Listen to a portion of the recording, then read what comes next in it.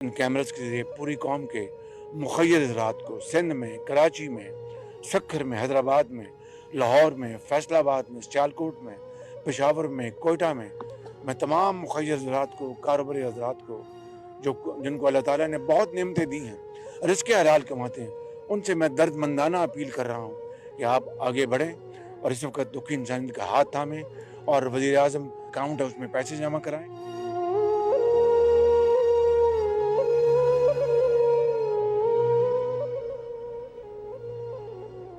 बिस्मिल्लाहिर्रहमानिर्रहीम, अस्सलाम वालेकुम। प्रोग्राम दर्द आशना में मैं हूँ आपकी मेज़बान डॉक्टर फ़रहाना उवैस। सैलाब तो चला गया, लेकिन अपने पीछे बहुत सारे ऐसे मामलात, ऐसे बहुत सारे चैलेंजेस छोड़ गया जिसको हम अभी तक जिनसे निमटने की कोशिश कर रहे हैं। कहीं पर भूख और अफलास है, तो कहीं पर कोई सामान नहीं, कहीं पर बीमारियां हैं, और उसके साथ साथ वो नौजवान तबका जो हमेशा कोई ना कोई काम कर रहा होता था, वो बिल्कुल फ़ारिग बैठा हुआ है, उनके बहुत सारे मसाइल हैं। आज हम ये जानने की कोशिश करेंगे कि वो कौन से ऐसे काम हैं या ऐसे हुनर हैं या ऐसी चीज़ें हैं जो हम अपने उन नौजवान बच्चों बच्चियों को सिखा सकते हैं, जो वहाँ पर रहते हुए उस काम को करके न सिर्फ ये कि अपनी मसरूफ़ियत को अच्छे तरीके से गुजार सकते हैं, अपने आप को मसरूफ़ रख सकते हैं, बल्कि अपने रोज़गार के लिए भी कुछ अच्छे मौक़े पैदा कर सकते हैं। इस हवाले से गुफ्तगू के लिए जो मेहमान आज हमारे आज के प्रोग्राम के नशिस्त में तशरीफ़ फरमा है, उनका तारुफ़ कराते हैं और फिर इस मौजू पे गुफ्तगू करेंगे कि हम अपने नौजवानों के लिए यहाँ से बैठ कर क्या कर सकते हैं और या कौन कौन सी ऐसी सहूलतें हैं जो हम उन्हें फ़राहम कर सकते हैं। हमारी आज के प्रोग्राम की पहली मेहमान मोहतरमा फ़रा साहिबा, जो कि हर्बलिस्ट हैं, और ये अपने जो इनके पास हुनर है माशाल्लाह, ये तबीबा भी हैं, तो ये हमें बताएंगी कि किस तरह से जो वहाँ पर बीमारियाँ फैली हुई हैं उनको हम किस तरह से कंट्रोल कर सकते हैं, और जो कैंप्स में इस वक्त प्रॉब्लम्स हैं जो बच्चे ख़वातीन फ़ेस कर रहे हैं, उनको अगर हम वो छोटी छोटी चीज़ें बता दें, जो घरेलू नुस्खे होते हैं, आसान होते हैं, जो बहुत महंगे भी नहीं होते हैं, तो किस तरह वो अपने आप को, अपनी सेहत को बेहतर कर सकते हैं। फ़रा, बहुत शुक्रिया टाइम देने का और प्रोग्राम में खुश आमदीद। और हमारे दूसरे मौजूद मेहमान हम सबके जाने पहचाने मारूफ़ होस्ट हैं और चेयरमैन हैं यूथ पार्लियामेंट के। नौजवानों के हवाले से, नौजवानों के मसाइल पे बहुत गुफ्तगू करते हैं, बहुत गहरी नज़र होती है इनको, आसपास के जो मामलात होते हैं उनको देखते हैं और फिर उनको हाईलाइट करते हैं और फिर ये कोशिश करते हैं कि किसी तरह उसका कोई हल निकाला जा सके। तो ये एक बड़ी अच्छी बात है। तो इनसे जानने की कोशिश करेंगे कि ये अपने तौर पर इन तमाम मामलात को किस तरह देख रहे हैं और ये इनकी नज़र में क्या हल है जो निकाला जा सकता है। रिजवान साहब, बहुत शुक्रिया, प्रोग्राम में खुश आमदीद। बहुत बहुत शुक्रिया। फ़रा साहिबा, पहले आपसे ये जानना चाहेंगे कि ये तमाम हालात जो इस वक्त सैलाब के हवाले से हम लोग देख रहे हैं, हम सब लोग परेशान हैं और अपने अपने तौर पे हर इंसान की कोशिश है, चाहे वो इनफरादी तौर पे कुछ कर रहा हो या वो किसी इदारे के साथ मिलकर कर रहा हो या हुकूमत के साथ मिलकर कर रहा हो, कि उसके पास जो एक्सपर्टी है वो उसको वहाँ तक कैसे पहुँचाए या उनकी मुश्किलों को कैसे आसान करे। तो जो अभी आप देख रही हैं जो बीमारियों के हवाले से, आप उनको कैसे देख रही हैं और आप क्या समझती हैं कि क्या हल उसका होना चाहिए? एक तो बहुत ही एक अफसोसनाक बात है कि एक तो एक कुदरती आफात थी, लेकिन वो गुजर गई, लेकिन उसके जो असरात हैं वो अभी तक हैं और बीमारियां ख़त्म होने का नाम ही नहीं ले रही। वो लोग बड़े परेशान हैं, बहुत सारी इनकी बुनियादी ज़रूरियात जो हैं उनके पास है नहीं, लेकिन अब देखिए मुकाबला तो करना है, ज़िंदगी का नाम ये है। तो हम सारी कौम मिलकर इनका साथ दे रही है और इस प्रोग्राम के थ्रू हम उनको उनके कुछ मसाइलों का हल बताते हैं ताकि उनको थोड़ा सा सुकून मिल जाए कि कोई तो है जो हमारी हेल्प कर रहा है या हमारी बात सुन रहा है, या उनको ये एहसास हम दिला रहे होते हैं कि हम आपके साथ हैं, आप अकेले नहीं हैं। आप अकेले बिल्कुल, ये अलग बात है हम पहुंच नहीं सकते, लेकिन यहाँ बैठकर हम उनके जितने भी मसले हैं उनका हम हल निकालते हैं। अच्छा, सबसे पहली बात ये है कि जो पानी खड़ा हुआ है, बहुत सारे इलाकों से अभी तक पानी गया भी नहीं है, पानी खड़ा हुआ है वहाँ पर। जाहिर बात है बहुत सारे जरासीम, मच्छर और डेंगू जो है वो बहुत ज़्यादा बढ़ रहा है। स्किन प्रॉब्लम बहुत फैल बहुत चुकी ज़्यादा है। स्किन प्रॉब्लम्स हो रही है क्योंकि पानी जो है बहुत ख़राब नौयत का हो चुका है और वहाँ पर ज़ाहिर है चप्पल उनके पास पहनने के लिए नहीं है, कोई ऐसी फैसिलिटीज़ नहीं है बहुत सारी जगहों पर। तो उसी पानी में उनको नंगे पाँव से चलना फिरना पड़ता है या कीचड़ में, तो उनके पाँव भी ख़राब हो रहे हैं, सारी चीज़ें हो रही हैं। तो सबसे पहले मैं ये कहूँगी कि पहले अपने वो घर का, जहाँ उनके कैंप है, उनके घर है, उनका ख्याल रखें। आप जो पानी एक दिन के लिए लेकर आ रहे हैं, आप कोशिश करें कि वो यूज़ हो जाए, उसको आप रखें नहीं, ज़्यादा रखें। तो फिर आपके पास कोई मलमल का कपड़ा है या कोई नेट है, उसको आप कवर करके रखें ताकि उसके अंदर जो जरासीम या मच्छर जो है वो अफजाइश इसकी ना हो। अगर अल्लाह ना करे फिर भी डेंगू हो गया है तो पहले इसकी आपको खुद से देखिए, आपको खुद अपनी पहले हेल्प करनी होगी। आप देखें कि आपको बुखार हो रहा है, बच्चों को, बड़ों को, किसी को भी, क्योंकि नौजवान और बच्चे ज़्यादा लपेट में आ रहे हैं। अच्छा, क्या इसके कोई ऐसे सिम्टम्स हैं जो हर इंसान पहचान सकता है कि ये डेंगू ही है या ये मलेरिया ही है? नहीं, ऐसे कोई पहले तो होता है हैं? कि सबसे पहले तो उनको बुखार आना शुरू हो जाता है। समटाइम इस तरह होता है कि मतली होना शुरू होती है, उल्टी होती है, पेट का दर्द भी होता है डेंगू में। अगर आपके जोड़ों में बहुत ज़्यादा शदीद दर्द होता है तो वो फिर डेंगू नहीं है, वो चिकनगुनिया की तरफ चला जाता है। अच्छा, ठीक है, डेंगू है, डेंगू की यही निशानियां हैं कि आपके पेट में शदीद दर्द होगा, सर में दर्द होगा, मतली सी होगी, क्या होगी। और ज़रूरी नहीं है कि ये सारे सिम्टम जो है हर शख्स के अंदर हो, ये ज़रूरी नहीं होता। अच्छा, ये डिफरेंट भी हो सकती हैं? डिफरेंट भी हो सकती हैं कि आपके पेट में शदीद दर्द हो रहा है और आपको बुखार बिल्कुल भी कम नहीं हो रहा, आपका टेम्परेचर कम नहीं हो रहा है। तो सबसे पहले जो फर्स्ट आपको अपनी हेल्प करनी है, आपने पानी का इस्तेमाल ज़्यादा करना है और आपने बहुत लाइट ग़िज़ा खानी है, कोई सख्त ग़िज़ा नहीं खानी है कि आपका जो पेट है बिल्कुल परफेक्ट रहे। आपको बिल्कुल भी कॉन्स्टिपेशन नहीं होना चाहिए और पानी का आपने बहुत ज़्यादा इस्तेमाल करना है। और आपको अगर कोई और चीज़ अवेलेबल नहीं, अगर मैं यहाँ कहूँ कि जूसेस पिए, नारियल पानी पिए, तो ये अवेलेबल नहीं होता। तो पानी इतनी मुश्किल से मिल रहा है, मुश्किल से मिल रहा है साफ पानी। तो बहुत अगर आपको जो पानी मिल रहा है उसको आप अच्छी तरह से पहले उबाल लें, पानी को आप बॉईल कर लें, इसको ठंडा करके आप छान लें। अब देखें फरा, ये प्रॉब्लम है वहाँ पे कि मेरा ख्याल है सबके चूल्हे तो नहीं जल पा रहे हैं, ऐसे हालात नहीं है। लेकिन ऐसी पोजीशन में जो पानी यहाँ से लोग जो है साफ पानी बॉटल्स में भिजवा रहे हैं, अगर वो उसको ही पीते रहें तो काफ़ी होगा, बहुत काफ़ी होगा। उसमें आप थोड़ा सा, जैसे कि आपके पास 1 लीटर की बोतल है तो आप इसमें लेमन जूस, 1 लेमन दरमियाने साइज़ का, वो आप इसके अंदर डाल लें और उसको आप पी सकते हैं, क्योंकि आपके पास जूसेस तो अवेलेबल नहीं है। अगर मैं आपसे कहूँ कि एप्पल जूस आप ले लें, चुकंदर ले लें, तो मतलब जो चीज़ अवेलेबल है वो आप ले सकते हैं। जूसेस का इस्तेमाल ज़्यादा करें। अगर आप जूसेस का इस्तेमाल ज़्यादा करते हैं और आप ना जो खुराक है वो कम ले रहे हैं तो उससे कोई फ़र्क नहीं पड़ता। आपका जो पानी की कमी आपकी बॉडी के अंदर से नहीं होनी चाहिए। फिर भी आप देखें कि 2 दिन के अंदर आपका जो बुखार वो कम नहीं हो रहा तो आपने अपना ब्लड टेस्ट ज़रूर करवाना है, CBC। अच्छा, फिर वही बात है कि जो हमारे वहाँ पे मेडिकल कैंप्स हैं वो क्या सहूलत दे रहे हैं, इस पर हम दोबारा आपसे मज़ीद बात करते हैं कि फिर हमें वहाँ पर कौन सी ऐसी मेडिकल की सहूलतें हैं, टेस्ट की सहूलत है भी या नहीं, क्योंकि जो डॉक्टर्स वहाँ पे जा रहे हैं वो सिम्टम्स देख के मेडिसिन दे रहे हैं और पैनाडोल जो है वो सबसे इम्पॉर्टेंट है, जो कि मार्केट में इस वक्त जो है बड़ी मुश्किल से मिल रही है। लेकिन बहरहाल मसले हैं, हमने इनको हल करना है। रिजवान साहब, आपकी तरफ आते हैं। आप नौजवानों को इस वक्त कैसा देख रहे हैं, उनकी क्या बेचैनी है, क्या परेशानी है इन तमाम हालात में, और किस तरह से हमने नौजवानों को उन चीज़ों से बाहर निकालना है? देखिए जी, एक तो वो नौजवान हैं कि यकीनी तौर पे जो सैलाब से मुतासर हैं, बिल्कुल, और उन इलाकों में मौजूद हैं, और दूसरे वो नौजवान हैं जो सैलाब से मुतासर तो नहीं हैं लेकिन वो इनकी मदद करना चाहते हैं। तो ये मैं समझता हूँ, मैं सिर्फ 2 ही कैटेगरी में पूरे मुल्क के नौजवानों को लेना चाहूँगा इस वक्त। तो सबसे पहले तो वो नौजवान जो कि इस सैलाब से मुतासर हैं, उसमें से मैं देख रहा हूँ और मेरी मुलाकात हुई है कि जो लोग ट्रैवल कर सकते थे वो अपने यानी बड़े शहरों की तरफ भी आए हैं और वहाँ पे उन्होंने सोचा कि कोई रोज़गार कर लें ताकि कुछ अपने वापस अपनी मदद कर सकें अपने फैमिली की। उसके साथ साथ बहुत से नौजवान चंद दिन आके चले गए या बहुत से नौजवान वहीं हैं, तो वो एक बहुत बड़ा सहारा भी अपनी फैमिली का, क्योंकि नौजवान एक ताकत रखता है तो वो जो चीज़ें कर सकता है वो ज़ाहिर बात है और लोग उसके घर के नहीं कर सकते, बुज़ुर्ग नहीं कर सकते, बच्चे नहीं कर सकते, ख़वातीन नहीं कर सकती, तो वो उनका एक बहुत बड़ा सहारा है। तो इसी वजह से बहुत से लोग अपनी जगह भी नहीं छोड़ रहे हैं और इंतज़ार में हैं जहाँ पानी नहीं निकला है कि हम वापस जो है जब ये पानी निकल जाएगा तो दोबारा से अपनी नई ज़िंदगी जो है शुरू करेंगे। हमारे लोग इतने सादा हैं कि उनसे कहा जाए कि आप कुछ अरसे के लिए भी उस जगह से हट जाएं तो वो नहीं हटते कि ये हमारे बाप दादा की जगह है। उनको प्यार हो जाता है उस जगह से, लेकिन पता है एक खौफ भी है कि कहीं ऐसा तो नहीं है कि फिर वो जगह हमसे छिन जाए। बिल्कुल ऐसे ही है। और दूसरी बात ये होती है ना कि एक डर ये भी होता है कि अगर नई जगह जाएंगे तो वहाँ क्या होगा, नई जगह जाना भी मुश्किल होता है। तो इसलिए जहाँ पे पूरी ज़िंदगी गुजरी है, जहाँ हम जो काम करते रहे, अगर हमारी दोबारा ज़िंदगी वहीं पे शुरू हो जाए तो ज़्यादा बेहतर होगा। तो अब ज़ाहिरी बात है कि जिसका जो ज़रिया माश था अगर वो ख़त्म ख़त्म हो गया है तो वो अपनी ज़िंदगी कैसे गुजारेगा। किसी की ज़मीन थी, किसी का कोई कारोबार था, किसी की कोई भी चीज़ XYZ थी। तो इसलिए एक तो वो नौजवान है जो मुतासिर है इससे, दूसरा वो नौजवान जो इनकी मदद करना चाहता है और शहरों में मौजूद है या दूसरे इलाकों में मौजूद है। तो उस हवाले से बहुत से नौजवान तो कन्फ्यूज़ हैं कि जनाब हम मदद कैसे करें, क्योंकि होता ये है कि जब इस तरह की कोई तबाहकारी आती है, कोई आफात आती हैं, तो शुरू में तो लोग बहुत एक्टिव होते हैं कि एक जज्बा होता है कि अच्छा ये हो गया, चलो हम जो है किसी कैंप में जाके सर्विस देते हैं, कहीं हम फाइनेंशियल हेल्प करते हैं, कहीं हम सामान जो मुहैया करते हैं। आपने देखा होगा शुरू में NGOs ने।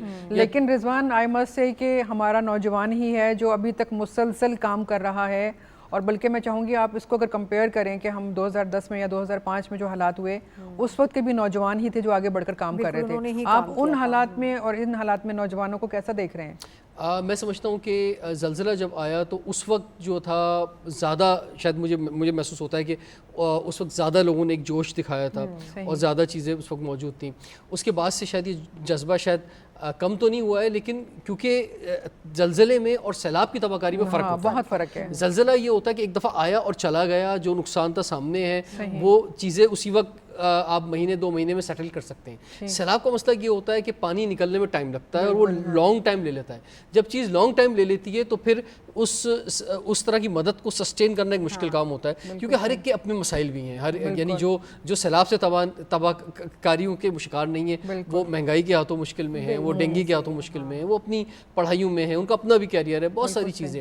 लेकिन उसके बावजूद जैसा आपने कहा, मैं इसको मानता हूँ कि लोगों का जज्बा मौजूद है, लोग करना चाहते हैं और लोग कर भी रहे हैं। अब उसमें यह है कि जो सैलाब की तबाहकारियों में जो इलाके हैं, वहाँ पे हमने देखा है कि गवर्नमेंट ने भी बहुत काम किया है, हमारी फोर्सेस ने भी बहुत काम किया है, इसी तरह से नेशनल और इंटरनेशनल NGOs भी बहुत काम कर रही हैं। तो उसमें मेरी बहुत सारी NGOs से बात हुई जब से ये वाक़या हुआ है, और मैंने उनसे कहा कि आप जो वॉलंटियर्स आप चाह रहे हैं, वॉलंटियर से ज़्यादा बेहतर ये होगा कि आप वहाँ के जो मकामी नौजवान हैं उनको रोज़गार मुहैया करें। सही। यहाँ से नौजवान जाए और एज अ वॉलंटियर वहाँ काम करे, जो उस इलाके को नहीं जानता भी नहीं है, तो शायद वो परफॉर्मेंस नहीं दे सकता। उसका जज्बा ज़रूर काबिल तारीफ है, लेकिन अगर वहाँ के मकामी नौजवानों को तनख्वाह पे रखा जाए तो इस बहाने आपको मकामी लोग भी मिल जाएंगे जो कि ज़्यादा बेहतर अपने इलाके को जानते हैं, और उसके साथ साथ उनको रोज़गार भी मिल जाएगा। तो एक जो ज़रिया है, चाहे वो हुकूमत के पास है, चाहे वो इंटरनेशनल और नेशनल NGOs के पास है, वो यही है कि मकामी लोगों को वहाँ पे रोज़गार अभी फ़िलहाल फ्लड से रिलेटेड ही चीज़ों के अंदर दे दिया जाए। उसके बाद वो क्योंकि तादाद बहुत ज़्यादा है, बहुत ज़्यादा लोगों को रोज़गार नहीं दे सकते, तो फिर वहाँ पर जो है और क्या चीज़ें करनी होंगी, इस पर जो है फिर वो इस वक्त चीज़ें काम मतलब जो लोग भी किसी भी प्रोफेशन में हैं, या वो ये समझते हैं कि ये एक ऐसी स्किल है जिसको हम अगर चंद नौजवानों को सिखा दें तो वो वहाँ बैठकर भी काम कर सकते हैं, तो आई थिंक उनको फिर आगे आना चाहिए और फिर इस बात का इंतज़ार नहीं करना चाहिए कि गवर्नमेंट हमें कहेगी तो हम आएंगे। इस वक्त हमें किसी का इंतज़ार नहीं करना, बल्कि हमें अपने अपने तौर पर आगे आना है और अपनी एक्सपर्टीज़ जो भी है उसको आगे पहुंचाना है। और इसमें ये भी है कि देखिए, अब मसला ये होता है ना कि जैसे मिसाल के तौर पर मैं कराची की बात करूँ, क्योंकि कराची में अमूमन नौजवानों से अगर आप बात करें तो लोग ट्रैवलिंग कम करते हैं, क्योंकि कराची खुद एक बहुत बड़ा शहर है। बिल्कुल सही। तो इंटीरियर सिंध के हवाले से बहुत सारे लोग आइडिया नहीं रखते कि जनाब ये कहाँ जाना है, किधर करना है, क्या चीज़ें होनी है। तो उसमें जो आप गवर्नमेंट की बात कर रही हैं, तो उससे मेरी नज़र में ये कि गवर्नमेंट की गाइडलाइन बहुत ज़रूरी है, उनकी सपोर्ट बहुत ज़रूरी है। नेशनल डिज़ास्टर सेल की जो है वो सपोर्ट बहुत ज़रूरी है, क्योंकि उन्हें ग्राउंड का पता है कि कहाँ क्या ज़रूरत है। दूसरा मैं ये कहना चाहूँगा कि जो इस वक्त डिप्टी कमिश्नर्स का जो रोल है वो बड़ा इंपॉर्टेंट है, बिल्कुल, क्योंकि डिप्टी कमिश्नर अपने इलाके को देख रहा है, उसको उसके पास ही सारे फंड जा रहे हैं, वही जो है जो मटेरियल जा रहा है या जो भी इक्विपमेंट्स जा रहे हैं वो उन्हें जो अपने पास स्टोर कर रहा है वही आगे दे रहा है। तो उसका एक जो निज़ाम है कि वो बता सकता है कि किस इलाके में या मेरे इलाके में क्या ज़रूरत है। मैं भी ये कहना चाह रही हूँ कि देखें, हम यकीनन कोई भी शख्स अकेला उठ के तो वहाँ तक नहीं पहुँचेगा, उसके साथ हमारी पाक आर्मी के लोग हैं और यकीनन जैसे आपने कहा DC वगैरह हैं, दीगर इवन हमारे पुलिस के लोग जो हैं वो इस वक्त बहुत ज़्यादा काम कर रहे हैं। तो करना हमें इसी तरह होगा कि वो लोग जो ऑलरेडी जिनके पास पूरा स्ट्रक्चर है और जो पूरे तमाम चीज़ों के साथ हैं, जिनके पास जदीद टेक्नोलॉजी है, उनके पास जाएं, उनको बताएं कि हम ये सपोर्ट देना चाहते हैं। आप हमें बताएं कि हम कौन से एरिया में जाके ये काम करें, क्योंकि वो ऑलरेडी काम कर रहे हैं, उनको पता है कहाँ पर किस चीज़ की ज़रूरत है, तो फिर वो हमारे लिए भी आसान होगा और उन लोगों के लिए भी मुफीद होगा कि उनको क्या हम दे सकते हैं। फरा, आप बताइएगा मुझे कि हम अक्सर ये सुनते हैं कि अगर किसी को डेंगू हो गया, मलेरिया हो गया या इस तरह की जो प्रॉब्लम्स होती हैं, तो कहते हैं कि वो प्लेटलेट काउंट बड़ी तेज़ी से क्योंकि गिरता है, तो पपीते के पत्ते लें, उसका पानी निकालें और दे दें, और लोग डॉक्टर से पूछे बगैर इस अमल को करते हैं। क्या ये अमल वाकई इफ़ेक्टिव है और क्या हमें डॉक्टर को बताए बगैर ये काम करना चाहिए? नहीं, बिल्कुल। देखिए, हर किसी की बॉडी का सिस्टम अलग होता है, एक जैसा नहीं होता। अगर पपीते के पत्ते जो हैं एक इंसान को फ़ायदा देते हैं तो ज़रूरी नहीं वो दूसरे को भी फ़ायदा दें। अच्छा, ऐसा भी है? बिल्कुल ऐसा ही है। और जिस तरह से हम सब्ज़ी की मैं मिसाल दूंगी, जैसे जितनी हम भिंडी है, तूरी है, छोटे साइज़ की या बहुत कच्ची होती है, अभी तो अभी ग्रो कर रही होती है, तो उसका टेस्ट बहुत अच्छा होता है और फ़ायदा भी देती है। और इस तरह से जब बड़े साइज़ की वो हो जाती है या बहुत इसके मतलब कि कच्ची हो जाती है या बहुत बहुत ज़्यादा पक जाती है तो उसका टेस्ट नहीं होता। इसी तरह से वो गलती भी नहीं है ना, फिर आपको वो फ़ायदा देने के बजाय वो आपके पेट में दर्द ही करती है। तो फ़ायदा कुछ इस तरह से पपीते के पत्ते हैं, अगर बहुत ही छोटे पत्ते हैं तो वो आपने इसको अच्छी तरीके से वॉश करना है और इसकी क्वांटिटी बहुत कम रखनी। लोग क्या करते हैं, मुट्ठी भर भर के पपीते के पत्ते जो हैं उसको ब्लेंड कर देते हैं पानी के अंदर या उनका जूस निकाल के बिल्कुल प्योर पिला देते हैं। एक तो कड़वा भी बहुत ज़्यादा होता है, जो मरीज़ ने खाया पिया होता है वो भी निकल जाता है, जाहिर बात है इस पर वीकनेस हो जाती है, कमज़ोरी हो जाती है। तो मैं तो बिल्कुल भी सजेस्ट नहीं करूंगी कि आप इस वक्त आप पपीते के पत्ते बिल्कुल भी ना दें, क्योंकि एक तरफ डॉक्टर का इलाज चल रहा होता है और डॉक्टर को नहीं पता होता कि आप उसका जूस दे रहे हैं, फिर इससे क्या होता है कि आपके पेट का निज़ाम बिल्कुल ख़राब हो जाता है, लूज़ मोशन हो जाते हैं और वैसे ही आपके अंदर पानी की कमी है, प्लेटलेट्स आपके कम हो रहे हैं, आप वीकनेस की तरफ चले जाते हैं। यानी उसका जो पत्ता है उसको डायरेक्ट इस्तेमाल नहीं करना चाहिए। आप किसी अगर आप देखें आपको करना भी है तो क्वांटिटी बहुत कम होनी चाहिए, बहुत कम, बहुत अच्छी तरह से वॉश करने के बाद आप इसमें एक सेब का टुकड़ा और लेमन जूस इसके अंदर ज़रूर शामिल करें, पानी की क्वांटिटी ज़्यादा हो। अच्छा। इसको ब्लेंड करके फिर आपने इसको छान के फिर पिलाएं तो ये कोई आपको नुकसान नहीं देता, लेकिन आपने वैसे ही इसका जूस निकाल के पिला दिया, आपको लूज मोशन भी हो सकते हैं, आपके पेट में बहुत मरोड़ भी हो सकती है और आपको मतली और उल्टी भी हो सकती है। अच्छा, एक और चीज़ कही जाती है कि अगर आप अनार जो है उस पर काली मिर्च छिड़क के खा लें तो वो भी बड़ी इफेक्टिव है, वो आपके प्लेटलेट काउंट्स को, आपके रेड ब्लड सेल्स को बड़ा अच्छा कर देगी। क्या ऐसा भी है? बिल्कुल, ये भी है। नारियल का जो पानी है वो भी बहुत ज़्यादा अच्छा है, अगर अवेलेबल है आपके पास है तो आप उसको पिए। नारियल का पानी बहुत ज़्यादा अच्छा है। ORS का पानी आप पिलाएं, अगर आपको ब्लड प्रेशर नॉर्मल है तो आप ORS का पानी भी सारा दिन पी सकते हैं। ये सारी चीज़ें हैं आपके लिए बहुत ही अच्छी है। लेकिन अगेन ये वो बातें हैं जो हम बड़ी आइडियल पोजीशन में यहाँ बैठ के तो कर सकते हैं बड़े शहरों में, लेकिन जो लोग बेचारे अफेक्टेड हैं, जो दूर हैं छोटे शहरों में, उनके पास तो ये सहूलत ही नहीं है। तो अभी हमें एक ब्रेक लेने के लिए कहा जा रहा है, एक छोटी सी ब्रेक लेते हैं, वापस आएंगे और अपनी इस गुफ्तगू को जारी रखेंगे।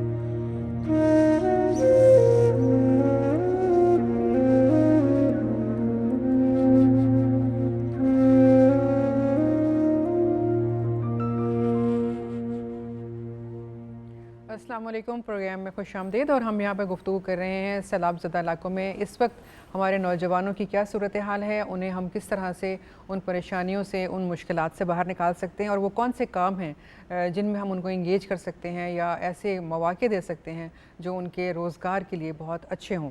तो रिजवान साहब, आपसे बात हो रही थी, आप यूथ पार्लियामेंट के चेयरमैन भी हैं और जी आपका जो सवाल है उससे पहले मैं ये तारुफ़ तो मैंने कराया नहीं अपनी मेहमान का, हमारी एक और मेहमान ने हमें ज्वाइन किया है, नाज़िया मलिक साहिबा, जो कि होस्ट हैं और ख़ुद भी सैलाब के वाले से अभी इन्होंने एक प्रोग्राम किया, तो इनसे भी पूछेंगे। इसके अलावा इन्होंने थोड़ा ट्रैवल भी किया है कुछ ऐसे इलाकों में जहाँ पे सैलाब ज़दगान ने अपने कैंप्स लगाए हुए, तो उस हवाले से पूछेंगे। नाज़िया, प्रोग्राम में आने का बहुत शुक्रिया, खुशामदीद।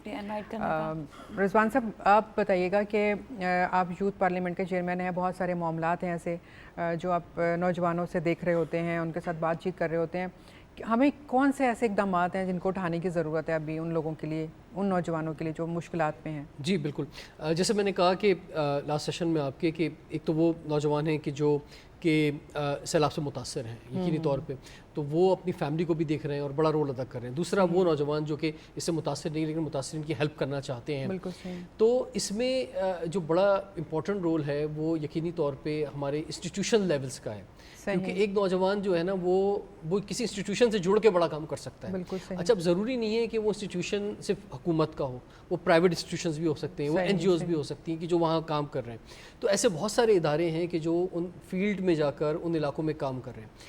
यूथ पार्लियामेंट के मेंबर्स ने भी खुद अपने तौर पे भी बहुत सारे काम किए, और दूसरा हमने बहुत सारी NGOs से भी उनको लिंक करवाया, तो सामान लेके गए, उन इलाकों में डिस्ट्रीब्यूट किया। बहुत से नौजवानों ने अपनी ड्यूटीज़ बनाई। एक नौजवान गया 10 डेज़ के लिए, उसने वॉलंटियर काम किया, उसकी या फिर दूसरा बंदा गया, उसने उसको रिप्लेस किया। फिर हमने वहाँ पे जॉब अपॉर्चुनिटीज़ भी क्रिएट की इन NGOs के साथ मिलकर के, लोकल जो को अगर जॉब मिलेगी और वो वॉलंटियर से बेहतर शायद वो वहाँ पे काम कर सके।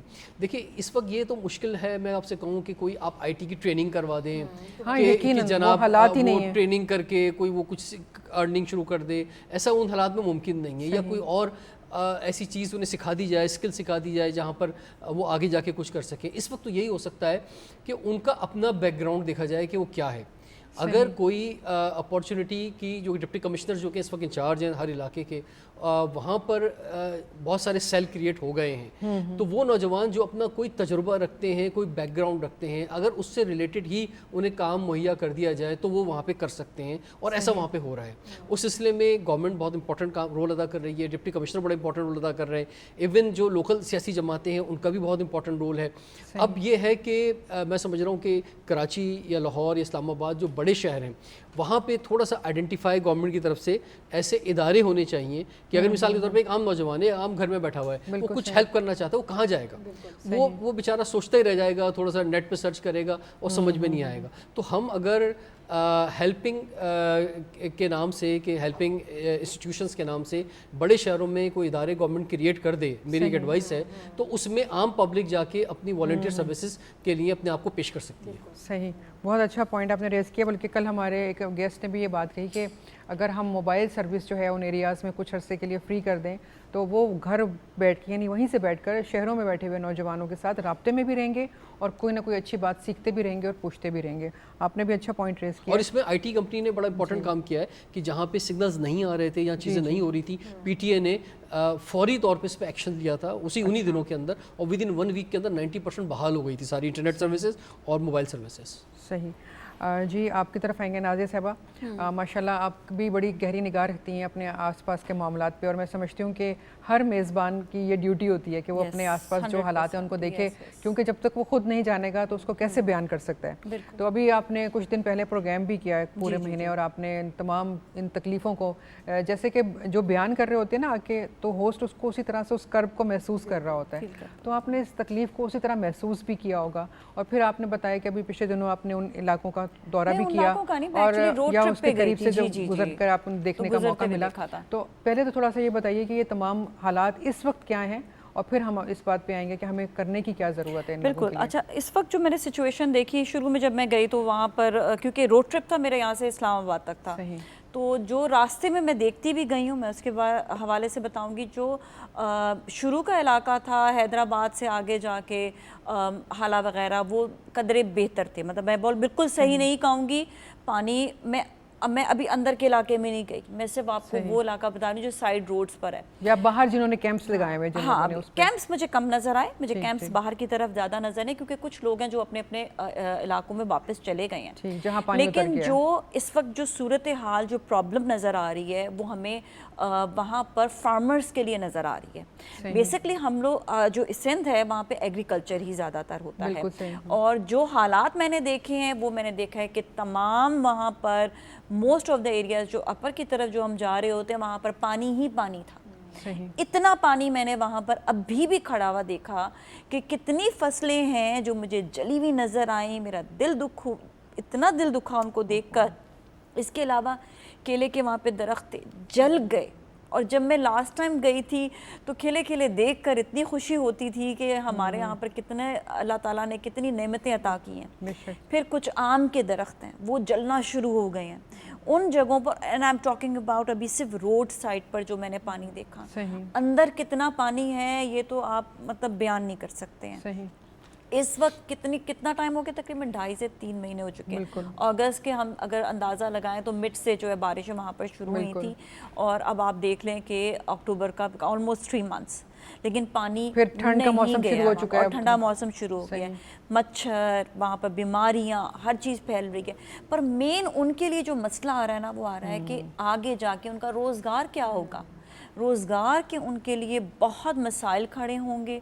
तो इसीलिए जब हम अपने शो में भी बात करते थे, हम आलमी बरादरी को हमेशा कहते हैं कि अभी तो आप हेल्पिंग हैंड सब लोग कर रहे हैं कि आप लोग हेल्प करें उनकी ग़िज़ा के लिए, खाने के लिए, उनके शेल्टर्स के लिए, किस जगह पे शेल्टर्स नज़र भी आए, लेकिन वो बड़ी मुश्किल में ज़िंदगी गुजार रहे हैं, किसको अपना घर प्यारा नहीं होता। बेशक ऐसे ही। फिर जो वहाँ पर जो मसाइल जो मैं बता रही हूँ ना कि एग्रीकल्चर का बहुत बड़ा मसला ये आगे जाकर ये हमारे लिए भी प्रॉब्लम क्रिएट एग्जैक्टली वो लोग ग्रो करते हैं तो हम खाते हैं जी। अब वो लैंड ही नहीं है उनके पास उस तरह से कि वो आइडियल कंडीशन नहीं है, पानी से भरा हुआ है, ना वो ग्रो कर सकेंगे, ना हम तक वो चीज़ें पहुंच सकेंगी, जाहिर है।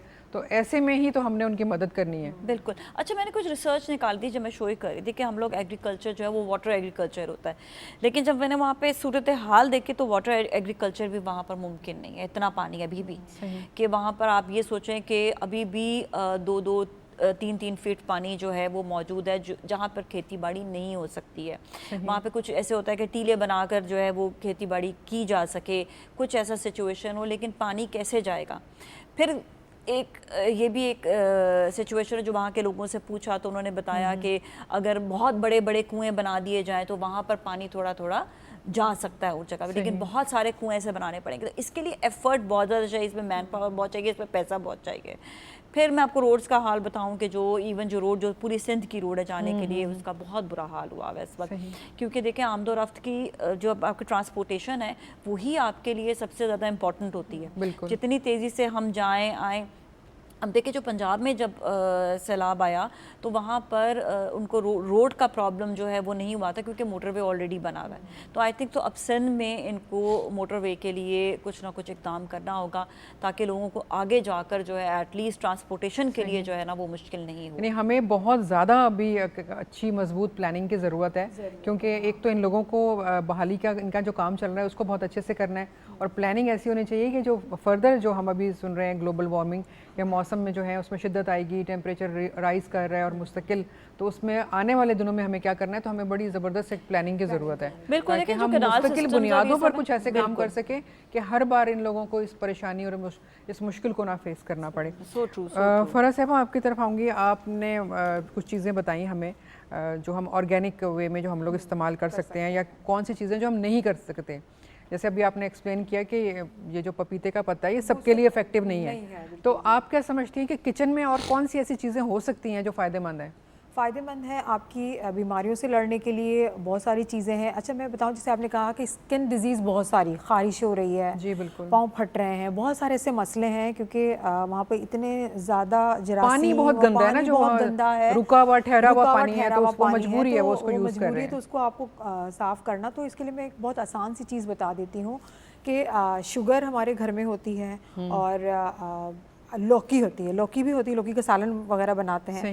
तो आपने क्या करना है, लौकी का जो पानी है लौकी को उबाल लें, थोड़ा सा टुकड़ा ले लें आप, अच्छी तरीके से उबाल लें उसको, पानी में थोड़ा सी आप चीनी डाल के अपने पानी को नीम गर्म पानी में डिप कर लें शुगर डाल के। इससे क्या होगा कि एक स्क्रबिंग भी हो जाएगी, जो डेड स्किन है आपकी, जो आपकी स्किन पे रैशेस पड़े हुए वो भी क्लियर हो जाएंगे। ये आइडियल पोजीशन है उन लोगों के लिए जो सुकून से अपने घर बैठे हुए हैं, लेकिन वो लोग जो वहाँ पर प्रॉब्लम में है, क्या हम यहाँ से कोई चीज़ उनको भिजवा सकते हैं? अगर ऐसी कोई चीज़ वो बताइए जो आसान के लिए। सवाल है, मैंने एक चीज़ घर पे ट्राई की थी, एक मैंने जो बड़ा एक क्या उसे कहते हैं बकेट सी होती है पानी की, उसमें गंदा पानी डाला और थोड़ा सा मैंने उस पर एक ट्राई किया था कि गंदक उसमें डाली, तो गंदक मैंने 1 दिन बाद 2 दिन बाद देखा तो सारा जितना भी कचरा था और गंदा पानी था वो जो है वो नीचे बैठ गया, वो साफ कर देता है। तो क्या ये सिचुएशन, मतलब क्योंकि गंदक एक तो सस्ती भी है और खरीदी भी जा सकती है आराम से और भिजवाई भी जा सकती है, फिटकरी और गंदक दोनों चीजें भिजवाई जा सकती है, दोनों चीजें हमारा मकसद ये है कि वो चीजें बताई जाती हैं हम वहां उनको भिजवा सकते हैं। नहीं, मेरा सिर्फ क्वेश्चन ये है कि क्या गंदक वाला पानी जो है उसको बॉईल करके पिया जा सकता है? नहीं, पिया बिल्कुल भी नहीं जा सकता। पी नहीं सकते, आप इस्तेमाल कर सकते हैं, आप अपने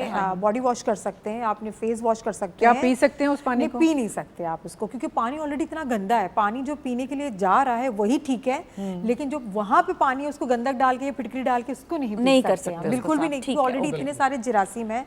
हाँ, इतना गंदा पानी है, इसको इस्तेमाल में नहीं ला सकते, अपना फेस वॉश नहीं कर सकते, स्किन पे लगाएंगे तो स्किन पे भी गंदक के बाद भी नहीं हो सकेगा। नहीं, गंदक के बाद स्किन पे लगा सकते हैं, पी नहीं सकते। पीने के लिए इस्तेमाल ना करें, खाने के लिए इस्तेमाल, खाना बनाने के लिए इस्तेमाल ना करें, लेकिन आप जो स्किन डिजीज है उससे बच सकते हैं आप। बस हमारा मकसद ये है कि हम ये छोटी छोटी चीजें बता सकेंगे, कौन सी चीज़ है जो आसान तरीन है जो यहाँ से लोग वहाँ भिजवा सकते हैं, ताकि वहाँ उनके लिए आसान भी हो उसको इस्तेमाल करना और उनकी प्रॉब्लम जो है वो भी कम हो जाए।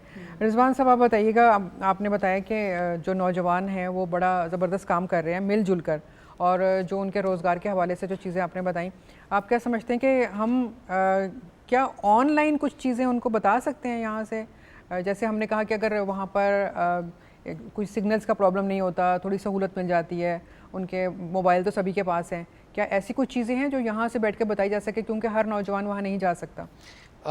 इट डिपेंड कि उनके पास स्मार्टफोन है या नहीं है, इंटरनेट की फैसिलिटी है, और अगर इंटरनेट की फैसिलिटी भी है तो क्या उनके पास इतने पैसे हैं कि वो मोबाइल डाटा जो है वो इस्तेमाल कर सकें या कोई वाईफाई इस्तेमाल कर सकें। It depend. तो चीज़ें तो बताई जा सकती हैं उसमें, लेकिन देखिए वो उसका पर्पस क्या होगा, सवाल ये है। अगर हम ये समझते हैं कि कोई ऐसी चीज़ बता दें कि जिससे उनका कोई रोज़गार मिल सके उससे, तो वो थोड़ा सा मुश्किल काम है कि जैसे फर्स्ट एड के हवाले से कभी फौरी तौर पे कोई चीज़ उनको पूछनी है, जी, ये बिल्कुल इस तरह की पेशेंट है और वहाँ पे कोई एक्सपर्ट डॉक्टर नहीं है और वो चाह रहे हैं कि यहाँ पर बैठा हुआ एक डॉक्टर उनको गाइड कर दे कि ये प्रॉब्लम हुई है, तो फौरी तौर पे आप थोड़ा सा ये काम कर लें। अच्छा, इसमें मैं जिक्र करना चाहूँगा, क्योंकि मेरा पाकिस्तान बॉय स्काउट एसोसिएशन से भी ताल्लुक़ है, तो हमारी जो स्काउट एसोसिएशन है उसके जो रज़ाकार हैं, जो स्काउट्स हैं, उन्होंने भी इस पर बड़ा वर्क किया है। और क्योंकि स्काउटिंग की ट्रेनिंग के अंदर ये शामिल है कि जो बेसिक जो फर्स्ट एड की ट्रेनिंग होती है या ये आपको दी जाती है, तो आम हालात के अंदर भी मैं समझता हूँ कि जब ये सैलाब नहीं भी है, देखिए हम अपनी ज़िंदगियों के अंदर जो बहुत सारे काम कर रहे होते हैं वो किसी ऐसी ही मुश्किल हालात से बचने के लिए कर रहे होते हैं। हम जो रोज़ाना कुछ खा रहे हैं, पी रहे हैं, वो इसीलिए होता है ना, बीमारी हमें ना लगे, हमारी रेजिस्टेंस पावर स्ट्रॉन्ग रहे। तो इसी तरह कौमों का लाइफस्टाइल होता है कि हम अपनी अगर कौमों की लाइफस्टाइल के अंदर वो चीज़ें डाल देंगे तो जब कभी कोई इस तरह के हालात होंगे तो कौम तैयार होगी। बिल्कुल, ये जैसे आपने बॉयज की बात की ना, तो ये पहले जैसे स्कूल, कॉलेज और यूनिवर्सिटी लेवल पे ये होता था कि एनसीसी की ट्रेनिंग होती थी, स्काउट्स की ट्रेनिंग होती थी। क्या आप समझते हैं कि इसको मुस्तकिल बुनियादों पर रहना चाहिए ताकि यही बच्चे आगे चल के उसको बेहतर तरीके से संभाल सकें? चाहिए, अभी भी है स्काउटिंग की ट्रेनिंग तो आज भी मौजूद है, लेकिन ज़ाहिरी बात है अब उसका तासुर वो शायद नहीं रहा, या इतनी बड़ी तादाद में अब लोग जो शामिल नहीं होते। तो मैं नौजवानों से भी कहना चाहूँगा, उनके पेरेंट्स से भी कहना चाहूँगा, स्कूल लेवल पे अपने बच्चों को स्काउटिंग ज़रूर कराएं, ताकि देखिए मैं बचपन से स्काउट हूँ ना, तो मैं तो मट्टी पे भी सोया हूँ और मैं जो पोल्स होते हैं उनके ऊपर भी सोया हूँ। तो रफ एंड टफ हमने बग़ैर बर्तनों के खाने भी बनाए हैं, ठीक है, फिर ख़ुद खाना भी बनाया है कैंप्स पर रहते हुए, फिर हाइकिंग भी की हमने, पहाड़ों पे हम गए हैं, और फिर उसके बाद ऑनर मिलता है। मैं ऑफिशियली मोर देन 27 कंट्रीज़ में गया हूँ बिकॉज ऑफ स्काउटिंग। मुझे 2 दफ़ा सदारती अवार्ड मिला है बिकॉज ऑफ स्काउटिंग, मुझे कोई 8-10 इंटरनेशनल अवार्ड मिले। तो मकसद एक तो ये है कि मैंने सब चीज़ें की हैं, उसके अलावा रिकॉग्निशन अलग है। यानी आपको एक एक्सपीरियंस आप गेन कर रहे होते हैं, आपको एक्सपोजर मिलता है, लेकिन ये जो कुदरती आफात हैं इसमें फिर वो कितना इफेक्टिव होता है आपका सीखा हुआ? वो बहुत हेल्पफुल होता है, क्योंकि हम जो मम्मी डैडी टाइप के बच्चे अब बना रहे हैं कि जो अपने पेरेंट्स से अलग नहीं रह सकते या खुद से कुछ नहीं कर सकते, डरते हैं निकलते हुए, तो वो स्काउटिंग से उनकी ट्रेनिंग हो जाती है। जब वो कैंप साइट पे रहते हैं, वो एक तरबियत याफ्ता इंसान होते हैं। जब हम कैंप लगाते हैं ना, सिर्फ कैंप का बताऊं, कैंप जब हम लगाते हैं तो उसमें ये सिखाते हैं कि जो जगह हमें जैसी मिली है, जब हम वहाँ कैंप छोड़ के जाएंगे तो हमें उस जगह को वैसे ही साफ सुथरा छोड़ना है। फिर हम कोई चीज़ ज़मीन पे नहीं रखते, उसके लिए गैजेट्स बनाते हैं, उसके लिए चीज़ें बनाते हैं, तो आपको एक लाइफस्टाइल देते हैं। फिर आप जब रात को सोए हैं, वो आप जो बिस्तर है आपका, वो आपने उस कैंप से निकाल के धूप में रखना है, ठीक है। तो वो बहुत सारी ट्रेनिंग होती है जो शायद घर पे आपको नहीं मिल सकती। जी, अच्छा, ये चीज़ कि जैसे वॉलंटरीली भी जो लोग काम करने के लिए आगे बढ़ना भी चाहते हैं तो उनके लिए भी बड़ा ईजी होता है, क्योंकि हमने ये देखा कि जिस वक्त उस टाइम पे जब सैलाब का बहुत बुरी सिचुएशन थी, उस वक्त तो बहुत ही बुरे हालात थे कि पूरे सड़क में भी पानी था। तो जो लोग जा रहे थे उनको भी मतलब एक वो जो है तो कहते हैं ना कि मजबूत माइंड होना ज़रूरी है कि आपने किस वक्त किस तरह से आपने चीज़ों को हैंडल करना है। तो वो जो सीख चुका होता है या वो आगे जो है वो डिफ़िकल्ट सिचुएशन से गुजर चुका होता है, उसको पता होता है कि मैंने हैंडल कैसे करना है। इसी लोग जो होते हैं ना फिर वो आगे अपने बच्चों को भेजते हुए भी डर रहे होते हैं, या खुद बच्चे आते हुए भी डर रहे होते हैं, या यंगस्टर्स भी आते हुए डर रहे होते हैं, तो ये उनके लिए बड़ी अच्छी ट्रेनिंग। अच्छा, जो आप वॉलंटियर्स की बात कर रहे थे, हम ये कह रहे थे कि अगर आपने मदद करनी है, इस वक्त भी कई ऐसी एनजीओज हैं जो काम कर रही हैं वहाँ पर जाके काम कर रहे हैं। आप अगर मदद करना चाहते हैं तो उनके जरिए भी मदद करें। देखिए वफाकी हुकूमत ज़्यादा बेहतर यही है, बिल्कुल बजाय इसके कि कोई शख्स अकेला चला जाए, वफाक के जरिए करें, सिंध हुकूमत के जरिए करें, चाहे आप जो है फोर्सेस के साथ मिलकर करें, या आप जो है जो एनजीओज हैं उनके साथ। तो आप कहीं पर भी अगर आप खुद नहीं जा सकते हैं, जो डिफ़िकल्ट है एक आम बंदे के लिए जाना खुद से और जाकर वहाँ पर मदद करना, क्योंकि आप अकेले आप सामान लेकर भी जाएंगे तो आपको पता है बहुत लोग वहाँ पर मौजूद होते हैं, तो अचानक से आप पर हमला भी ना हो जाए। तो आपको हमेशा किसी न किसी जो है सहारे के साथ ही जाना चाहिए। हेल्पिंग हैंड की अभी भी ज़रूरत है। मैं बताऊँ सिचुएशन सही नहीं है, we still need lots and lots of. ये सवाल बहुत हमसे पूछा जाता है जो आपने कहा ना, क्योंकि ज़ाहिर बात है नौजवानों से हमारा लिंक है, तो हमने अपने तौर पे स्टार्ट में यूथ पार्लियामेंट ने काफ़ी काम किया, हमारे तहत भी लोग गए, लेकिन अब जब मुझसे लोग सवाल पूछने आते हैं तो मैंने कहा यार ऐसा हो नहीं सकता कि आपको मालूम ना हो कि कौन ज़्यादा काम कर रहे हैं। यानी 3-4 इदारे ऐसे हैं, गवर्नमेंट, एक तो गवर्नमेंट का अपना रोल है, प्रोविंशियल गवर्नमेंट, फेडरल गवर्नमेंट और फोर्सेस का अपना रोल है, लेकिन उसके अलावा अगर चले आप गवर्नमेंट तक भी नहीं पहुँच पा रहे या फोर्सेस तक नहीं पहुँच पा रहे, तो हमारे पास ऑन ग्राउंड 4-5 ऐसे बड़े इदारे मौजूद हैं कि जहाँ पे आप जाके काम कर सकते हैं। बिल्कुल, उनके साथ मिलके आप जो है वो उनकी हेल्पिंग हैंड, और वो ज़्यादा बेहतर रिजल्ट भी नजर आए। मैं सही बिल्कुल। फरा, आप मुझे बताइएगा क्या कोई ऐसी चीज़ है जो हम जो बात कर रहे हैं मच्छरों की या इस किस्म की बीमारियों की, स्किन प्रॉब्लम्स की, कोई ऐसी चीज़ है देसी कोई जो हम अपनी स्किन पे, हाथों पे या पैरों पे लगा लें तो हम ये सोचें कि हमें मच्छर नहीं काटेगा या हमारी स्किन प्रॉब्लम जो है वो थोड़ी सी कम हो जाएगी? स्किन प्रॉब्लम के लिए तो अभी गंधक और मैंने फिटकरी का आपको बताया कि वो वाला पानी इस्तेमाल करें तो आपकी स्किन प्रॉब्लम आपके बहुत हद तक कोई ऐसा ऑयल हो या कोई ऐसी चीज़ हो? ऑयल तो ऑयल आप देखिए मच्छर ने काटना होगा ना, तो यहाँ पर आपको ऑयल भी आपको कोई फ़ायदा नहीं देगा, ठीक है। वहाँ पर बहुत सारी मेडिसिन नहीं मिल रही, बहुत सारी चीज़ें ऐसी मिल नहीं रही है, तो हम जो घर की चीज़ें इनको बताना तो बहुत ही मुश्किल है कि घर की क्या चीज़ लगाएंगे, क्योंकि मच्छर किचन नहीं है उनके पास, सामान नहीं है उनके पास, सामान नहीं है उनके पास। लेकिन हमारा मकसद यहाँ पर ये है कि हम वो चीज़ जो आसान हो, हमारा प्रोग्राम जो लोग देख रहे हैं वो लोग उसको बाय करके उनको पहुंचा सकते हैं। एक है मेरे पास चीज़ आपको बताते हैं कि आपने प्याज के जो छिलके होते हैं, प्याज के छिलकों को थोड़ा जला लें, कोयले में डाल दें, उसकी धुनी दे दें, तो उससे मच्छर से आप बच सकते हैं। इस तरह तेज पत्ता होता है, ये लौंग है, उसको या नीम के पत्तों का भी सुना है, अगर जला लें तो उससे भी कड़ी पत्ता भी है, सफ़ेदे के पत्ते भी हैं, बहुत सारे वहाँ पर सफ़ेदे के पत्ते अगर अवेलेबल हो, उनको आपने कोयला जला के उनके पर रख के थोड़ा सा धुनी दे दें तो वो भी मच्छर उससे आप बच सकते हैं। मच्छर उससे नहीं जहाँ पर धुआं होगा मच्छर वहाँ नहीं आएगा, लेकिन एहतियात के साथ, क्योंकि उनके कैंप पे बहुत एहतियात के साथ आपने ये काम करना है, क्योंकि फिर बहुत सारे आप ये ना हो कि आप कोई बड़े हादसे का शिकार हो जाए, तो आपको बहुत एहतियात से ये सारी चीज़ें करनी है। कोयले को जला लें, आग को बुझा लें, इतने ज़्यादा है वहाँ पर कि ज़्यादा है, लोगों का उठना बैठना जो है ना वो मुश्किल हो गया। आप कहाँ तो जहाँ आप बैठ रहे हैं वहाँ मच्छर की आप धुनी दे दें, आप देखें थोड़ी देर के लिए तो मच्छर चले जाएंगे, लेकिन इस अमल को आपको करना है जब तक इन परेशानियों से आप नहीं निकलते हैं।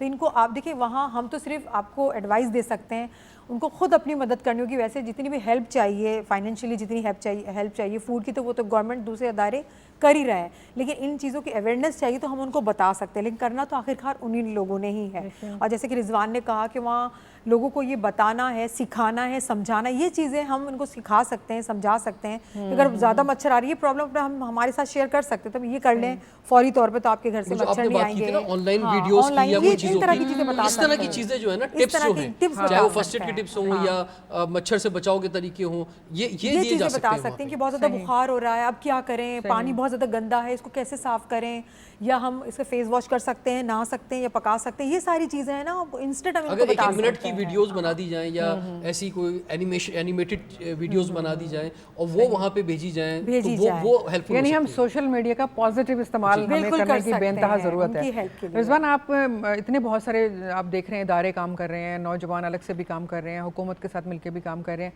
क्या आप समझते हैं कि कोई एक ऐसा प्लेटफॉर्म बनाने की ज़रूरत है जिस पर तमाम लोग एक जगह इकट्ठे हों और ज़्यादा बेहतर तरीके से कोई काम किया जा सके, क्योंकि जब मिल जाते हैं तो एक और एक दो नहीं बल्कि 11 हो जाते हैं। बिल्कुल, इसकी बहुत सख्त ज़रूरत है। अब शायद मैं इतना खुल के बात कर नहीं पा रहा हूँ अभी तक इस मौजू पर। बात ये है कि यही एक प्रॉब्लम है बहुत बड़ा कि क्योंकि देखिए क्योंकि रिजल्ट वो नहीं आ रहे जितना काम हो रहा है। जो देखें वो जो इलाके हैं ना, एक शख्स जो कराची में रहता है, जो कभी वहाँ पे नहीं गया, जो लाहौर में रहता है वो कभी वहाँ पे नहीं गया, उसे वो अंदाज़ा कर नहीं सकता क्या सूरत हाल है। अब या तो जाएं, जाके अपनी आंखों से देखें, नहीं है तो फिर डिप्टी कमिश्नर्स का एक रोल है जहाँ पे सारी चीज़ें फंड जमा हो रहे हैं, इक्विपमेंट्स जमा हो रहे हैं, सारा जो सामान हेल्प के लिए वहाँ जा रहा है, फिर वो आगे डिस्पर्स कर रहे हैं।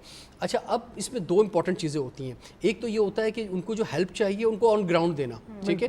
उसके बाद जो एक उससे बड़ा फेज़ है वो ये कि वो सारा सामान उन तक पहुँचाना। अच्छा, अब वो सामान जो है वो इंटरनेशनल मदद की सूरत में भी आ रहा है। कराची में मोर देन 100 जो है प्लेन्स लैंड करे हैं जो हेल्प के लिए यहाँ पे दुनिया से आए हैं, अभी यहाँ के लोग भी जमा कर रहे हैं। तो अब बहुत ज़रूरत इस बात की है कि बड़े शहरों के अंदर जो है गवर्नमेंट अपना एक रोल ले, ठीक है, और वो ऐसे इदारे क्रिएट करे कि जहाँ पे ये सारी इन्फॉर्मेशन मुहैया हो, ऐसे सेल हो, जैसे भी पिछले दिनों प्राइम मिनिस्टर ने इसका इफ्तिताह भी किया बेसिस पे हो। जी बिल्कुल, एक ऐप का भी इफ्तिताह कर रहे थे प्राइम मिनिस्टर साहब, वो हो नहीं सका, अभी पता नहीं मुझे दोबारा हुआ या नहीं हुआ। तो उसको या तो ऐप की सूरत के अंदर मौजूद हो, एक ऐसा स्क्रीन हो जिसके अंदर मौजूद हो कि कहाँ क्या ज़रूरत है, लेकिन वो भी लोग उस पर भी एतमाद नहीं करते। असल चीज़ फिजिकल कोई चीज़ मौजूद हो। बड़े शहरों में ऐसे सेंटर बना दिए जाएँ जहाँ पे मॉनिटरिंग का निज़ाम हो, जहाँ पे कैमरे लगे हुए हों, टेक्नोलॉजी की मदद ली जाए, जहाँ पे सारे जो जितने भी डिस्ट्रिक्ट्स हैं उनके डिप्टी कमिश्नर के ऑफिस में एक बंदा फोकल पर्सन हो, वो उसके अंदर लिंक हो, वो बता रहा हो कि जनाब हमें ये ज़रूरत है, इतने वॉलंटियर चाहिए, इतना वुमेन रिलेटेड सामान चाहिए, इतना बच्चों रिलेटेड सामान चाहिए, इतनी ये चीज़ें चाहिए। जैसे कोविड के दिनों में एक सेल बना दिया गया था और वो पूरे मुल्क से लिंक था, और जहाँ जहाँ जो जो मामलात होते थे, जो जो चीज़ें चाहिए होती थी, वो एक जगह पर सबको बताया जा रहा था। लोग जुड़े रहेंगे इस तरह, वो आपस में जुड़कर सब लोग मिलकर काम कर रहे थे। ज़लज़ला जब आया था तो उस वक्त वो थोड़ा सा टाइम होता है, उसमें चीज़ें ठीक हो जाती हैं। सैलाब लंबा काम होता है, पूरे साल तक मसला चलना है, और ये तो एक साल से ज़्यादा भी चल सकता है। बिल्कुल, तो ये पूरे साल तक जब एक चीज़ जानी है तो सस्टेन रखना, लोगों को इंगेज रखना, आवाम को भी इंगेज रखना। जबकि हमारे पास इदारे भी मौजूद हैं कि हमारे पास डिजास्टर मैनेजमेंट के हवाले से तमाम चीज़ें मौजूद हैं, हमारे पास जदीद टेक्नोलॉजी हमारे पास है, तो हमें सिर्फ उसको थोड़ा एक्टिव करना है और लोगों को अपने साथ राब्ते में रखना है। बिल्कुल बहुत ज़्यादा ज़रूरी है, लेकिन मैं वही कह रहा हूँ कि ये इस तरह की एफर्ट जो है वो ग्राउंड पे नज़र नहीं आ रही। मीडिया पे तो नज़र आ रही है, इस्लामाबाद में ज़रूर सेल बना हुआ है, वहाँ पे रोज़ाना ब्रीफिंग्स भी हो रही होती हैं, लेकिन बाकी शहरों के अंदर जो बड़े शहर हैं जहाँ अब तक आवाम की रसाई हो, देखिए एक आम आदमी, आवाम बहुत बड़ी ताकत है, 3 करोड़ का कराची शहर है, तो ये सब लोग हेल्प करना चाहते हैं ना, तो उसमें बिजनेस कम्युनिटी हेल्प करना चाहती है, इसी तरह NGOs हैं, उनका बड़ा इंपॉर्टेंट रोल है। तो यहाँ पे अगर इस तरह के सेंटर्स बना दिए जाएं जहाँ पे लोगों का एतमाद हो, लोगों को पता भी हो कि कहाँ जाना है, कहाँ से सारी चीज़ें हो रही हैं, तो बेहतर हो जाएगा। और फिर हमारे जो नौजवान हैं जो वॉलंटियरली काम कर रहे हैं वो बहुत एक्टिव हैं इस वक्त, और वो बड़े जोश के साथ, जज्बे के साथ आगे आ रहे हैं, और मुख्तलिफ जगहों पर मैंने खुद देखा कि वो किस तरह से काम कर रहे हैं। उनके अंदर एक जज्बा है कि नहीं, हमें अपने बहन भाइयों के लिए कुछ करके। बिल्कुल 10-10 दिन की ड्यूटीज़ पे नौजवान गए, बड़ी तादाद के अंदर हमारे पार्लियामेंट मेंबर्स भी गए, और हर 10 डेज़ बाद फिर शिफ्ट्स के तौर पे आगे बढ़े। लेकिन बीच में मैं आपको बताऊँ डेंगू का एक इशू आ गया था, जिसकी वजह से बहुत से लोग जो वहाँ जा रहे थे उनको भी वो मुतासर हो रहे थे, तो जिसकी वजह से थोड़ा सा ये रफ्तार कम हो गई थी। अगर अब ये दोबारा मैं समझता हूँ सिलसिले को शुरू होना चाहिए। बिल्कुल सही।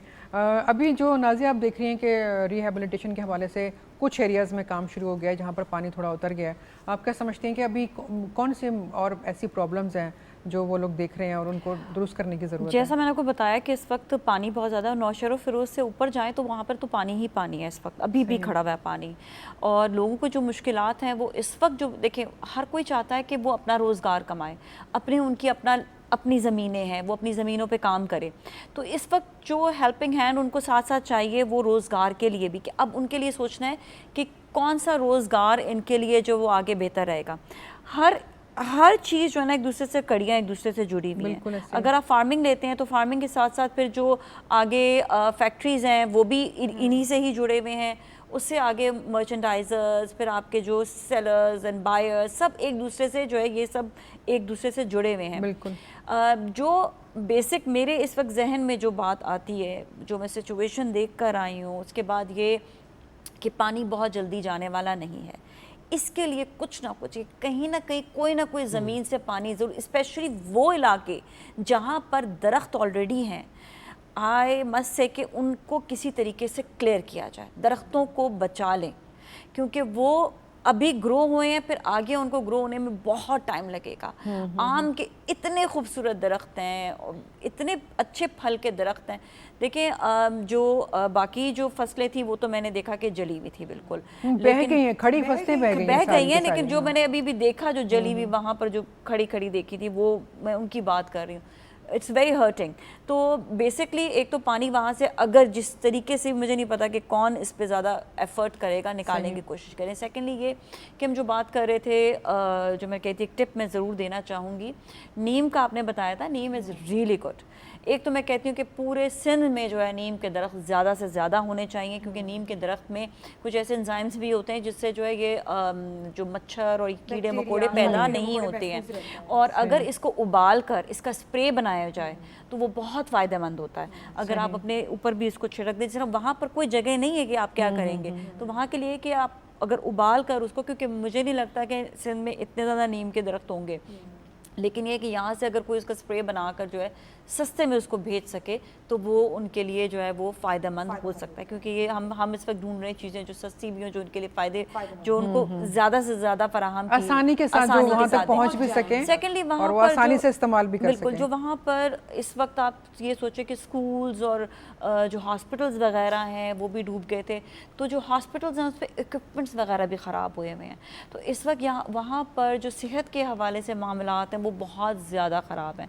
तो उनको हॉस्पिटल्स में वो इक्विपमेंट भी फराहम करना, साथ साथ उनके लिए एग्रीकल्चर की उनकी चीज़ें जो हैं, जो इक्विपमेंट्स हैं वो बह गए, ट्रैक्टर ख़राब हो गए। तो ये सबसे ज़्यादा मेरे ख्याल है काश्तकार और किसान जो है वो इस वक्त परेशान है, क्योंकि उसको वही काम आता है, उसने अपनी ज़मीन में कुछ ना कुछ उगाना है और वो उगा नहीं पा रहा। इस वक्त बहुत डिस्टर्बिंग उन लोग के लिए हालात हैं। मत से कि एफ़र्ट्स अभी भी करना ज़रूरी है, हालात अभी तक बिल्कुल सही नहीं हुए हैं। अगर लोग अभी खामोशी से सोच रहे हैं कि बैठ जाए तो भी नहीं बैठ सकते, क्योंकि अभी तो उनका एक फेज़ जो है जहाँ पर उनको अभी तो मसाइल ही मसाइल हैं। उनको अभी खाना और उनका बेसिक्स उनको दी गई, लेकिन अब आगे उनको रिहैबिलिटेशन की भी बात है। बिल्कुल, उनके घर भी हैं, बहुत सारे मसाइल हैं जिसके लिए हमें मिलकर काम करना है। तो बस प्रोग्राम चूँकि हमारा बस अब मुकम्मल होने की तरफ है, तो मैं चाहूँगी कि आप लोग कोई एक मैसेज उन लोगों को देना चाहें जो यहाँ बड़े शहरों में बैठ के उनके लिए कुछ भिजवा सकते हैं, तो कोई एक छोटा छोटा पैगाम जो देना चाहें। फ़रा आपसे पहले चाहना बिल्कुल, हम लोग अल्लाह ताला का शुक्र है कि हम यहाँ 3 वक्त का खाना तो खा रहे हैं, दूसरी भी सहूलतें हैं, ऐसी परेशानी नहीं है। तो हमें अपने भाई बहनों को हम कभी भी नहीं भूलते हैं, मैं मानती हूँ, लेकिन हमें अब ज़्यादा उनका ख्याल रखने की ज़रूरत है।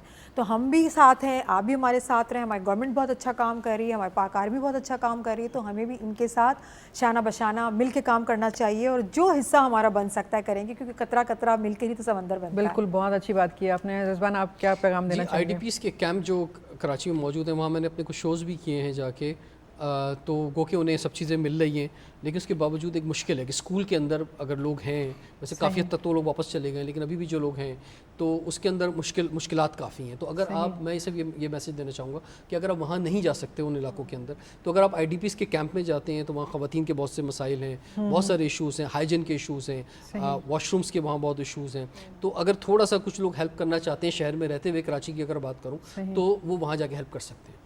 अच्छी बात की आपने। जी नाज़िया, आप क्या कहना चाहेंगी? मैं बेसिकली तो आलमी बरादरी से ही अपील करूंगी कि इस वक्त हालात जो है हमारे, हम अकेले हैंडल नहीं कर सकते। हालांकि वफाक सिंध और जो है हमारे फोर्सेस वगैरह जो है हुकूमतें, ये सब जो है ना बहुत अच्छा काम कर रहे हैं, but we need more help. और देखें, जब तक पैसा नहीं हो, जब तक आप जो है आगे, क्योंकि ये छोटे लेवल की चीज़ें नहीं हैं, ये बहुत बड़े बड़े लेवल की जो इस वक्त जो है तबाही हुई है, और उसके लिए बहुत ज़्यादा पैसे की ज़रूरत है। तो आई मस्ट से कि मैं दुनिया भर से लोगों को कहूँगी कि अभी भी पाकिस्तान को बहुत ज़्यादा मदद की ज़रूरत है, और अभी रिहैबिलिटेशन का टाइम आया है, तो यकीनन बहुत ज़्यादा काम करने की ज़रूरत है। और मैं समझती हूँ कि जो आप लोगों ने मैसेजेस दिए, जितना आप लोगों ने उसको देखा, जो आप लोगों ने महसूस किया, बहुत अच्छे आप लोगों का मैसेज था।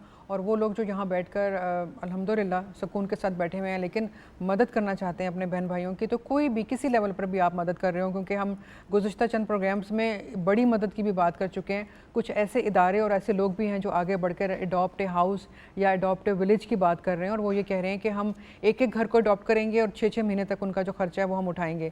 ये एक बड़ा अच्छा इनिशिएटिव है। बहुत से ऐसे इदारे हैं जो कह रहे हैं हम अडॉप्टिव विलेज पे काम करेंगे और एक एक गाँव को हम बनाएंगे, संवारेंगे और फिर से उनको उनके पैरों पर खड़ा करेंगे। तो आप अपने तौर पर जो भी कोई काम कर सकते हैं, जो चीज़ उनको प्रोवाइड कर सकते हैं, जो उनकी नीड्स हैं, चाहे वो एक स्प्रे बॉटल ही क्यों ना हो जिसमें आप नीम का पानी भर के उनको भिजवा दें, ये भी एक बहुत बड़ी मदद होगी। आप 2 प्लेट्स रख देते हैं किसी पैकेट में पैक करके 2 चम्मच के साथ, वो उनके लिए बड़ी मदद होगी। आप कोई खाने पीने की चीज़ दे देते हैं तो वो उनके लिए बड़ी मदद होगी। किसी भी छोटी से छोटी चीज़ को छोटा नहीं समझें, छोटी से छोटी नेकी भी बहरहाल आपके लिए काउंट होगी, यहाँ पर भी उनके लिए और वहाँ पर आपके लिए, जहाँ पर अल्लाह रब्बुल इज़्ज़त ने आपको इन नेकियों का सिला देना है। तो अपने मौजूद मेहमानों का शुक्रिया अदा करूँगी। फ़रा आपका बहुत शुक्रिया, रिजवान साहब आपका शुक्रिया, नाज़िया आपका, कि आप लोगों ने अपनी कीमती आरा से हम सबको नवाजा और हमें रहनुमाई भी दी, हमें बताया कि हम किस तरह से अपनी अपनी तौर पे अपने एक्सपर्टीज़ को आगे पहुँचा कर उनकी मुश्किलात को किस तरह से कम कर सकते हैं। तो अपनी मेज़बान फरहाना उवैस को इजाज़त दीजिए, इंशाअल्लाह आपसे फिर मुलाकात होगी। अल्लाह हाफ़िज़।